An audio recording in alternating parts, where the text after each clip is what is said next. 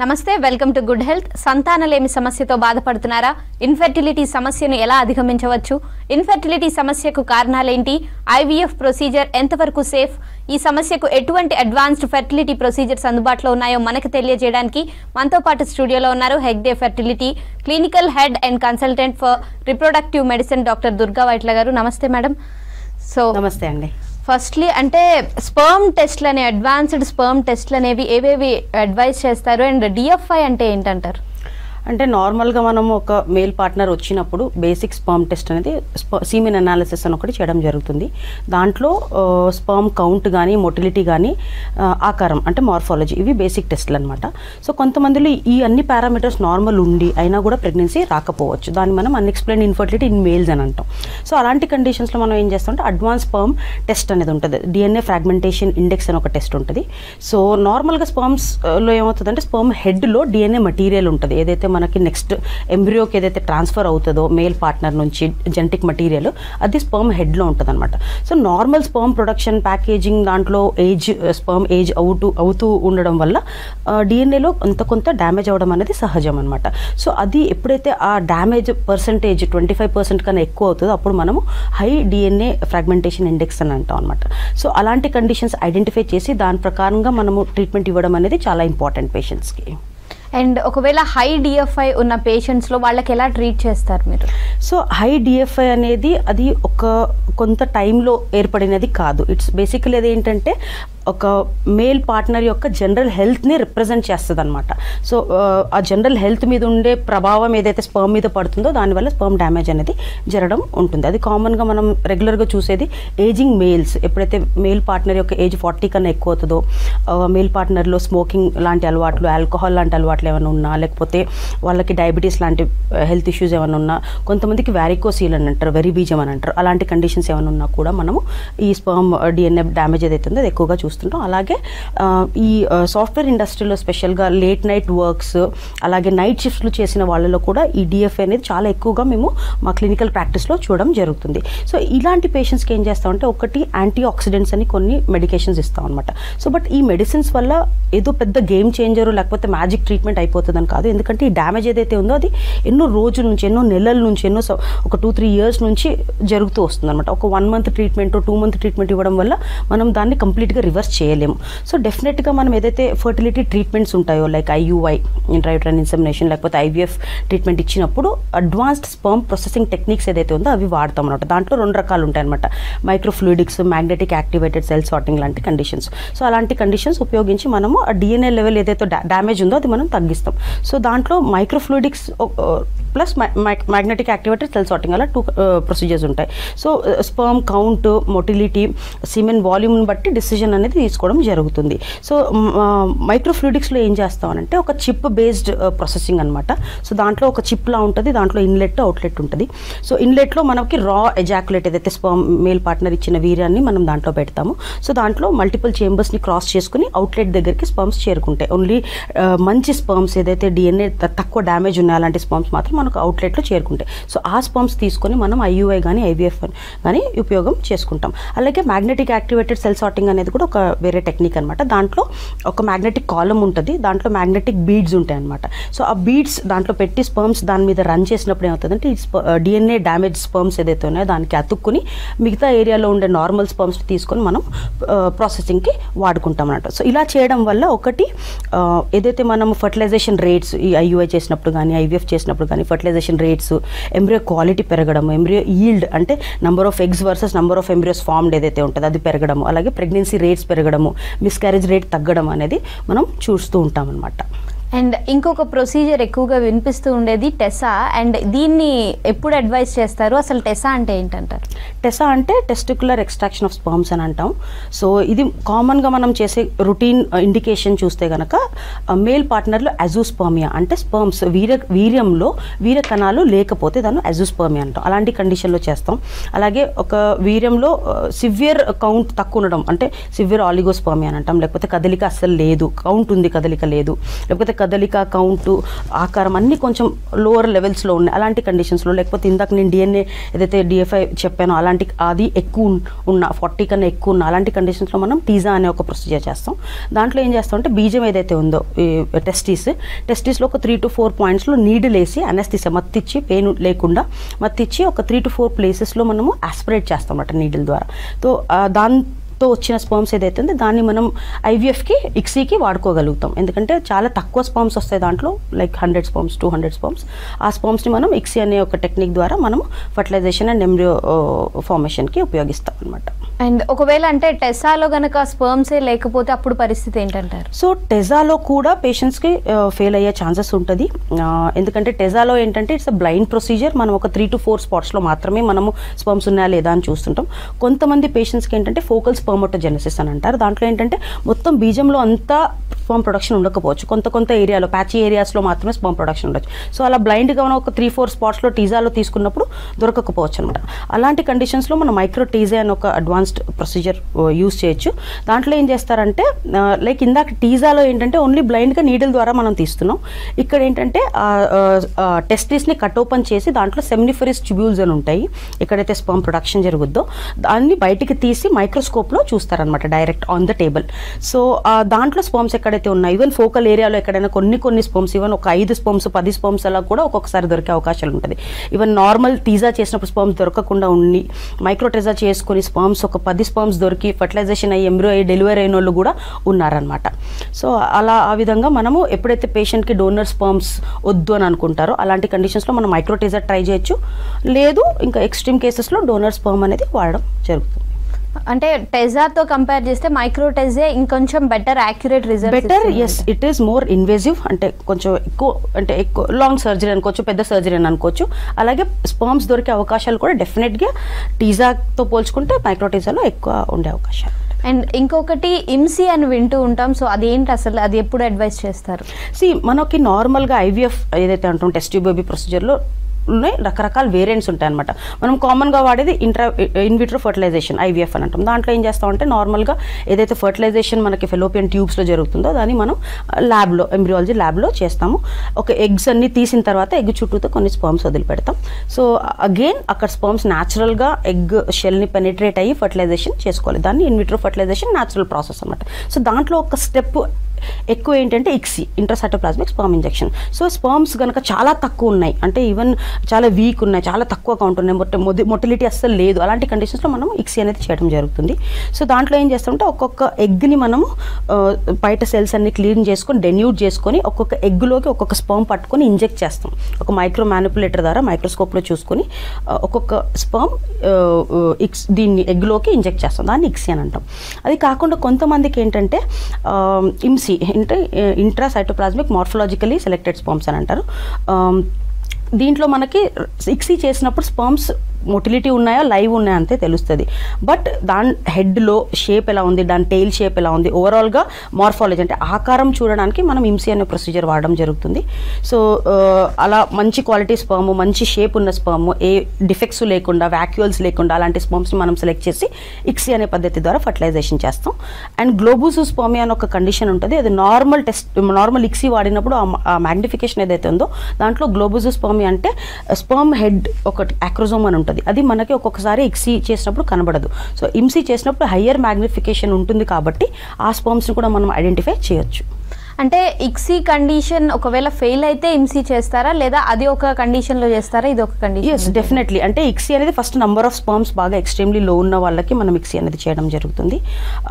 IMSI అనేది ఇంతకుముందు fail అయినా, ఎందుకంటే especially if you have to take a decision, అంటే మనం IVF చేయాలా ICSI చేయాలా అనే డెసిజన్లో కూడా ఒక్కొక్కసారి, ఎందుకంటే గ్లోబోజోస్పర్మ్ ఇందాక మీకు చెప్పినట్టు స్పర్మ్ హెడ్స్ ఉండవు, స్పర్మ్ హెడ్స్ ఎక్రోజోమ్ ఉండకపోతే నార్మల్గా మనం ఎగ్ పక్కనే ఎన్ని స్పర్మ్స్ వదిలిపెట్టినా న్యాచురల్ ఫర్టిలైజేషన్ అనేది అవ్వదు. అలాంటి కండిషన్స్లో బాగా ఉపయోగపడుతుంది. అలాగే ఇంతకుముందు ఫెయిల్ అయిన వాళ్ళలో ఇంకా బెటర్ ఇంప్రూవైజేషన్, నెక్స్ట్ సైకిల్లో ఇంప్రూవైజేషన్కి కూడా IMSI చేసుకుంటే maybe we can select better quality sperm so that success rates are improvised. And recent టైమ్స్లో అంటే ఎక్కువగా అన్ని కండిషన్స్లో మనం PRP చేయడం జరుగుతుంది. డర్మటాలజీలో కానీ ఆర్థోలో కానీ PRP ద్వారా ట్రీట్మెంట్ చేస్తున్నారు. సో ఇన్ఫర్టిలిటీ ఉన్న వాళ్ళలో ట్రీట్మెంట్కి ఏమైనా PRP అనేది యూజ్ చేయడం జరుగుతుందంటారు?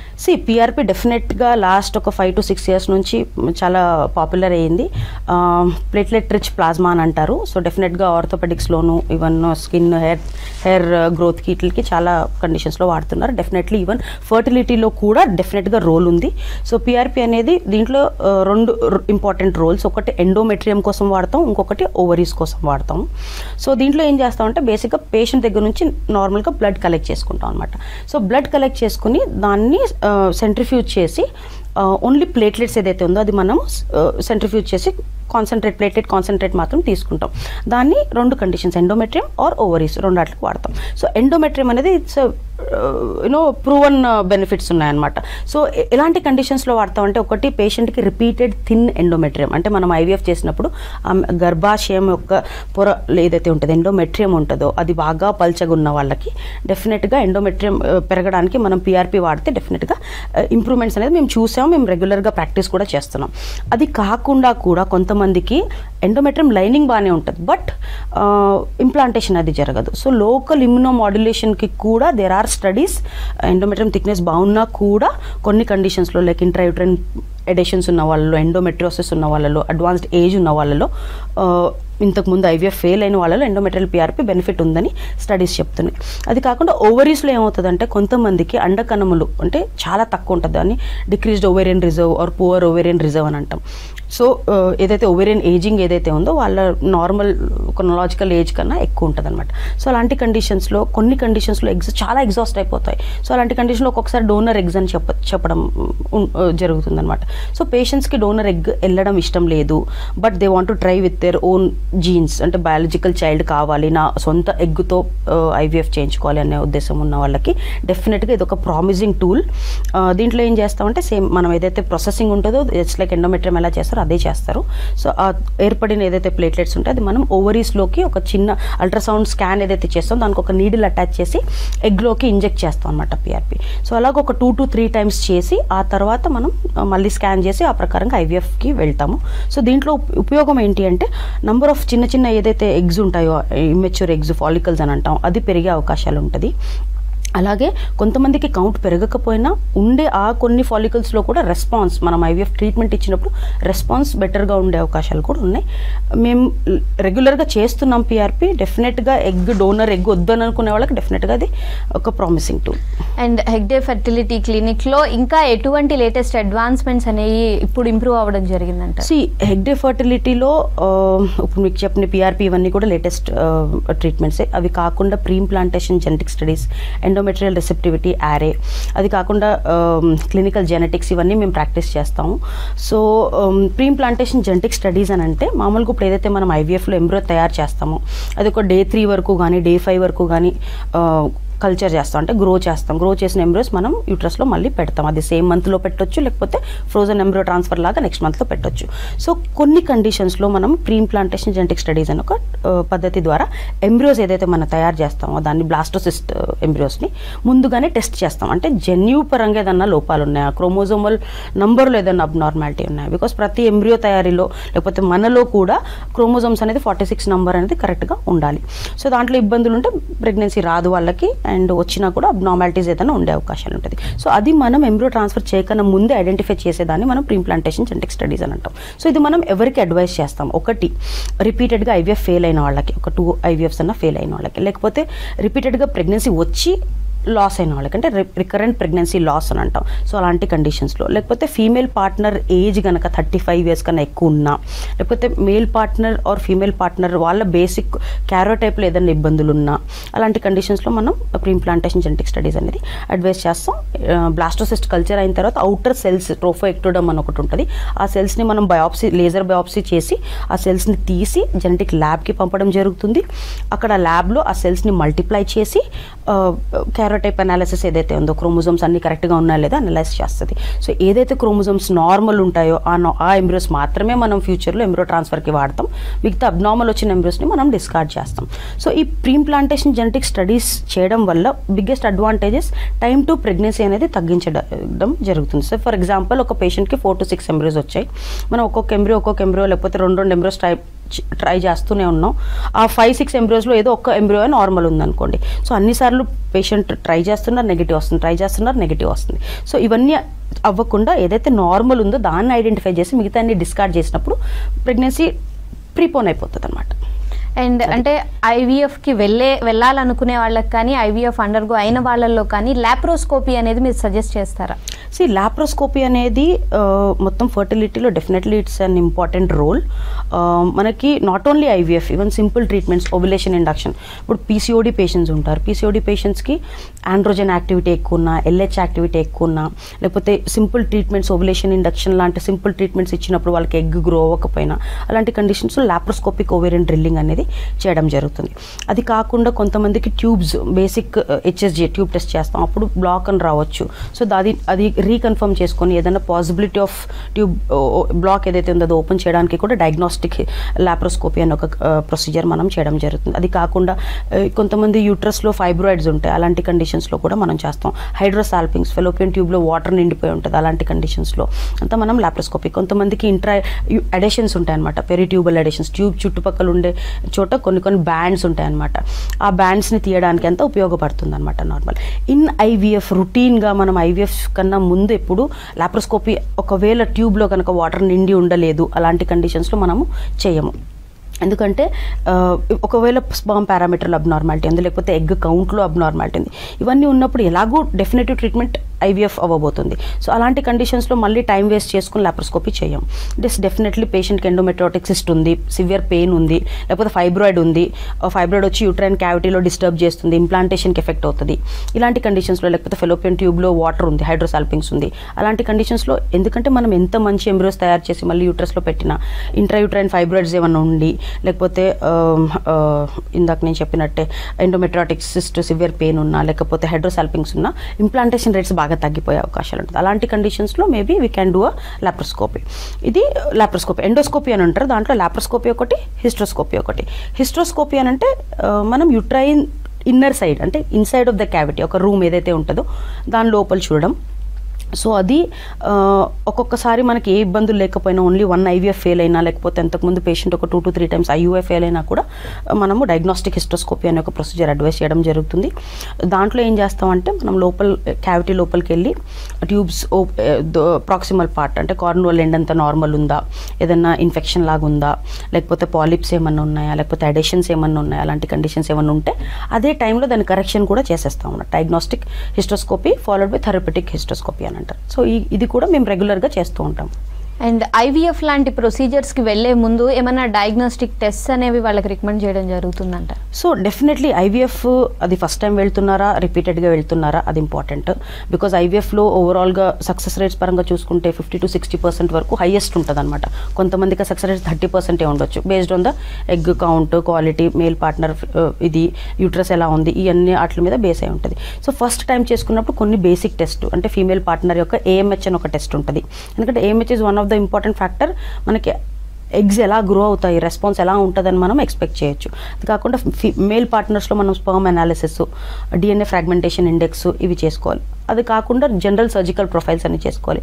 అలాగే డేట్ వచ్చిన 2వ రోజు కొన్ని హార్మోన్స్ ఉంటాయి, FSH, LH, ఈస్ట్రోజన్, ఈ టెస్టులు చేసి ఆ ప్రకారంగా పేషెంట్ వెయిట్, జనరల్ కండిషన్ అన్ని చూసుకొని డోస్ అనేది క్యాల్కులేట్ చేయడం జరుగుతుంది. అండ్ అంటే ఓవరాల్గా ఐవీఎఫ్కి వెళ్ళే వాళ్ళు ఎన్నిసార్లు అంటే ఐవీఎఫ్కి అటెంప్ట్ చేయొచ్చు అంటారు? ఐవీఎఫ్కి డిపెండ్స్. ఒక ఉమెన్కి ఎగ్ కౌంట్ బాగుంది, సో ఒక ఐవీఎఫ్ చేసినప్పుడు 15 to 20 eggs వస్తాయి. సో వాళ్ళకి ఒక మేబీ 15 to 20 eggs వచ్చినప్పుడు ఒక 6 to 7 embryos వస్తాయి. వాళ్ళకి సఫిషియంట్, ఓకే ఫస్ట్ 2 ట్రాన్స్ఫర్ చేయించుకున్నారు, నెగిటివ్ వచ్చింది, ఇంకో 2 ఉన్నాయి, they will have a sufficient trial. But if for a women egg count చాలా తక్కువ ఉంది, వాళ్ళ బేసిక్ ఫాలికల్ కౌంటే ఒక 4 or 5 ఉంది, అలాంటప్పుడు ఫస్ట్ అటెంప్ట్లోనే వాళ్ళకి 15-20 eggs రాకపోవచ్చు. అలాంటి వాళ్ళకి ప్రతి సైకిల్లో కూడా మనము ఎగ్స్ కలెక్ట్ చేసి ఎంబ్రో తయారు చేసి ఒక 6 to 7 embryos వచ్చిన తర్వాత మనం ట్రాన్స్ఫర్ చేసుకోవచ్చు. అండ్ ఐవీఎఫ్కి పేషెంట్కి ఓపిక ఉన్నంత వరకు, ఎనర్జీ ఉన్నంత వరకు దే కెన్ ట్రై. ప్రొవైడెడ్ వాళ్ళకి ఓన్ ఎగ్గుతో ప్రెగ్నెన్సీ కావాలి అనుకుంటే వాళ్ళు 3 times కాదు 4 times కూడా చేసుకోవచ్చు. But yes, beauty of IVF treatment ఏంటి అని అంటే కంపేర్ టు న్యాచురల్ ట్రీట్మెంట్ కానీ కంపేర్ టు IUI ట్రీట్మెంట్లో కానీ IVFలో మనకి చాలా ఇన్ఫర్మేషన్ దొరుకుతుంది. ఎందుకంటే IUI న్యాచురల్ ట్రీట్మెంట్లో మనకి అసలు ఎగ్ క్వాలిటీ ఎలా ఉంది, అది మెచ్యూర్ ఉందా లేదా, ఇమ్మెచ్యూర్ ఎగ్స్ ఉన్నాయా, ఫర్టిలైజేషన్ అవుతుందా లేదా, ఎంబ్రో ఎలా తయారైంది, ఎంబ్రో క్వాలిటీ ఎలా ఉంది, అది రిటర్న్ వచ్చి యూట్రస్లో అతుక్కుందా. సో ఏ ఆటలకి మనకు ఆన్సర్స్ లేవు. ఒకవేళ ప్రెగ్నెన్సీ రాలేదు అంటే ఇది ఏ స్టేజ్లో ప్రాబ్లం ఉండడం వల్ల ప్రెగ్నెన్సీ రాలేదు అన్న విషయం మనకు తెలియదు. So definitely IVF is one of the advance treatment. Success rates highest ఉంటాయి compare to other treatments. Yes, ఒకవేళ ఫెయిల్ అయినా కూడా నెక్స్ట్ సైకిల్స్లో మనం ఇంప్రూవ్ చేసుకోవడానికి at least we have some data. మనకి ఎక్కడ ఇబ్బందులు ఉన్నాయి, దాన్ని మనం ఇంప్రూవ్ చేయడానికి నెక్స్ట్ సైకిల్లో మనం ఏం జాగ్రత్తలు తీసుకోవాలి, అలాంటి దానికి ఉపయోగపడుతుంది. అండ్ చాలా మందికి ఉండే ఒక డౌట్, ఈ ప్రొసీజర్స్ ఎంతవరకు సేఫ్, అంటే వీటి వల్ల ఏమైనా సైడ్ ఎఫెక్ట్స్, కాంప్లికేషన్స్ ఉంటాయా అనేది. సో సైడ్ ఎఫెక్ట్స్ పరంగా అంటే ఒకటి పేషెంట్స్కి వచ్చే doubts, first thing about mother, about baby. So వాళ్ళు ఏమనుకుంటారంటే పిల్లల్లో లోపాలు, అంటే పుట్టుకతో కొన్ని లోపాలు రావచ్చు, హార్ట్లో హోల్ రావచ్చు, లేకపోతే క్లెఫ్ట్ లిప్ రావచ్చు, ఇలాగా ఏదైనా ప్రాబ్లమ్స్ రావచ్చు అని అనుకుంటారు. సో IVF టెక్నిక్ పర్సే, ఆ టెక్నిక్ చేయడం వల్ల బ్యాక్గ్రౌండ్ పాపులేషన్ అంటే IVF ట్రీట్మెంట్ తీసుకొని వాళ్ళు ఎవరైతే ప్రెగ్నెంట్ ఉంటారో వాళ్ళతో పోల్చుకుంటే ఈ ఇన్సిడెంట్స్ అంటే శాతం ఏదైతే ఎంత percentage of people affected with that problem percentage పెరగదు, అలాగని తగ్గదు. అంటే IVF చేసుకున్నంత మాత్రాన బేబీస్ 100% హెల్దీ ఉంటే నేను చెప్పాను. But at the same time general పాపులేషన్లో ఏదైతే రిస్క్ ఉంటుందో ఆ రిస్క్ ఇక్కడ కూడా ఉంటుంది. అంటే జస్ట్ టెక్నిక్ ద్వారా మనం బేబీకి రిస్క్ అనేది పెంచడం జరగట్లేదు. ఎస్, కొంచెం మిస్క్యారేజ్ అనేది కొంచెం పర్సంటేజ్ కొంచెం డెఫినెట్గా న్యాచురల్ కన్సెప్షన్తో పోల్చుకుంటే పెరుగుతుంది, because we are all doing in a controlled environment.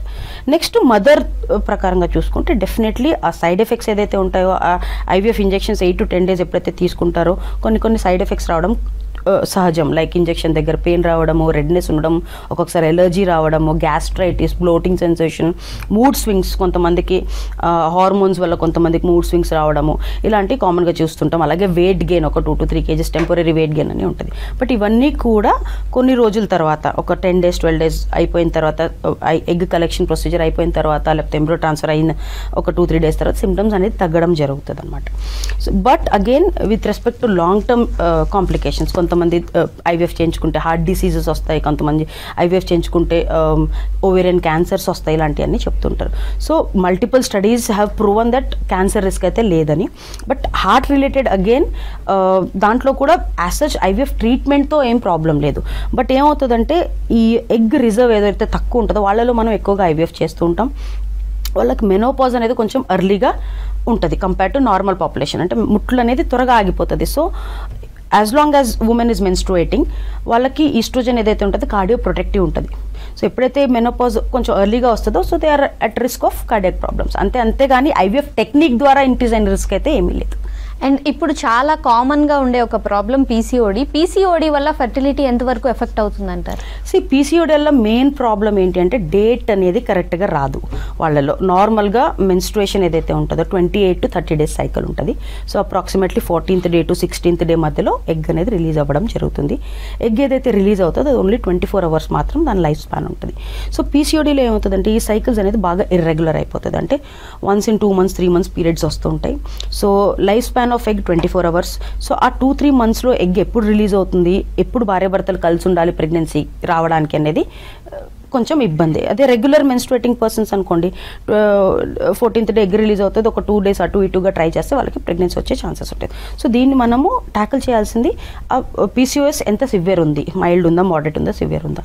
Mild moderate ఉందనుకోండి ఓవ్యులేషన్ ఇండక్షన్ లాంటి సింపుల్ ట్రీట్మెంట్స్ ఎగ్ పెరగడానికి టాబ్లెట్స్ ఇచ్చి ఇంజెక్షన్స్ ఇచ్చి ఎగ్ పెరుగుతుందో లేదో మల్టిపుల్ స్కాన్స్ చేసుకొని చూసుకొని ఎగ్ రిలీజ్ అయ్యే టైంలో మనం ఏదైతే మెడిసిన్స్ ఇస్తామో దానివల్ల ఎగ్ రిలీజ్ అవుతుంది కాబట్టి ఆ టైంలో కలవమని చెప్తాం. బట్ కొంతమందిలో ఎగ్ మనం ఇచ్చిన మెడిసిన్స్ ఎగ్ పెరగకపోవచ్చు ఆర్ వాళ్ళ ఆండ్రోజన్ యాక్టివిటీ బాగా సివియర్గా ఉండొచ్చు. సో దానివల్ల క్వాలిటీ ఆఫ్ ఎగ్ ఎఫెక్ట్ అవ్వచ్చు, ప్రెగ్నెన్సీ రాకపోవచ్చు. ఎగ్ పెరిగినా కూడా రిలీజ్ అయినా కూడా ప్రెగ్నెన్సీ రాకపోవచ్చు. అలాంటి కండిషన్స్లో మనం లాప్రోస్కోపీ చేసి లాప్రోస్కోపిక్ ఓవేరియన్ డ్రిల్లింగ్ అని ఒక ప్రొసీజర్ చేస్తాం. దాంట్లో ఓవరీస్లో కొన్ని భాగాల్లో కరెంట్ పాస్ చేసి కాటరీ చేస్తాం అనమాట. సో దానివల్ల ఆండ్రోజన్ యాక్టివిటీ తగ్గి నెక్స్ట్ సైకిల్స్లో మనం ఇచ్చిన ట్రీట్మెంట్కి బెటర్ రెస్పాన్స్ వచ్చే అవకాశాలు ఉంటాయి. అండ్ రీసెంట్ టైమ్స్లో అంటే ఎక్కువగా ఇన్ఫర్టిలిటీ ప్రాబ్లమ్స్ చూస్తున్నాం. ఐవీఎఫ్, ఐయుఐ ఇలాంటి ప్రొసీజర్స్కి వెళ్ళాల్సినందుకు చాలా ఎక్కువ మందికి కారణం అవుతుంది. దానికి రీజన్ ఏంటంటారు? ఫస్ట్ థింగ్ ఇస్ అవేర్నెస్, అంటే అవగాహన. సో ఒకప్పుడు ఏంటంటే ఫర్టిలిటీ అనేది ఒక సోషల్ స్టిగ్మా, ఒక ఫర్టిలిటీ ప్రాబ్లమ్స్ ఉన్నా కూడా డాక్టర్స్ దాకా వచ్చేవారు కాదు. డెఫినెట్లీ అవేర్నెస్ పెరిగింది కాబట్టి మోర్ నెంబర్ ఆఫ్ పేషెంట్స్ మా దగ్గరికి రావడం జరుగుతుంది. సెకండ్ థింగ్, ఒకప్పుడు ఎర్లీ మ్యారేజెస్, ఇప్పుడు late marriages, late pregnancy planning. So definitely fertility issues అనేది పెరుగుతాయి. అది కాకుండా లైఫ్ స్టైల్లో కూడా చాలా definitely lot of changes from the past generation to the present generation in terms of alcohol intake, smoking, dietary habits. మనం అంతా పెస్టిసైడ్ డ్రివన్ ఫుడ్ తింటున్నాం. అన్ని fruits, vegetables, there is nothing called organic, everything is pesticide driven. అలాగే microwaves, reheated food, pollution, environmental pollution, obesity, lack of good sleep. మొత్తం మనం circadian రిథమ్ని change చేసేస్తున్నాం. టైంకి పడుకోం, మధ్యరాత్రి 2కి పడుకుంటాం, 11కి లేస్తాం. We are confusing our body, we are confusing our endocrine system. So దానివల్ల ఇబ్బందులు వచ్చి ఈ ఇన్ఫర్టిలిటీ ఇష్యూస్ అనేది పెరగడం జరిగింది. Okay, right. Thank you Durga గారు. ఇది వాళ్ళ good health. Stay tune to V6 news.